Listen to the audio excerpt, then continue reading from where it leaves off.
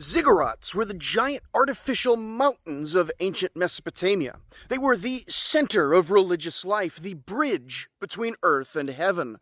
But what actually happened inside one? First off, you wouldn't be inside for the most part. Only the very top of the ziggurat actually had anything in it. The rest of it was all just support for the little temple on top.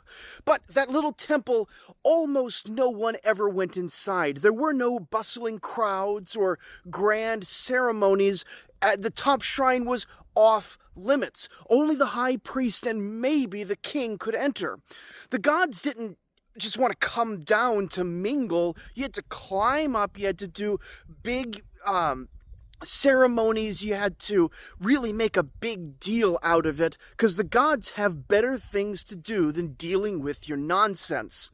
Now, inside that little shrine, the air would have been thick with incense. There would have been a statue of a god clothed in fine robes, sat on a gilded or golden throne or other fancy throne.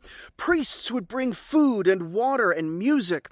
There would be daily rituals by at least some of the priests to keep the gods happy, because an unhappy god would mean disaster. You'd get drought or famine or worse.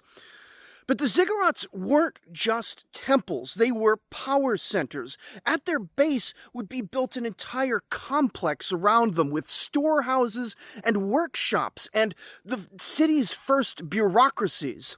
Scribes counted grain, priests oversaw trade, officials would manage the labor, and the temple would run the city kind of like an ancient corporation. And at festival time, the gods would be brought down from their mountain. Statues carried in grand processions through the streets, surrounded by music and feasting. It was the one time the divine and the people met face to face. Now today, most of these temples are in ruins, just piles of dust and broken bricks. But once upon a time, they were the beating hearts of the world's first cities.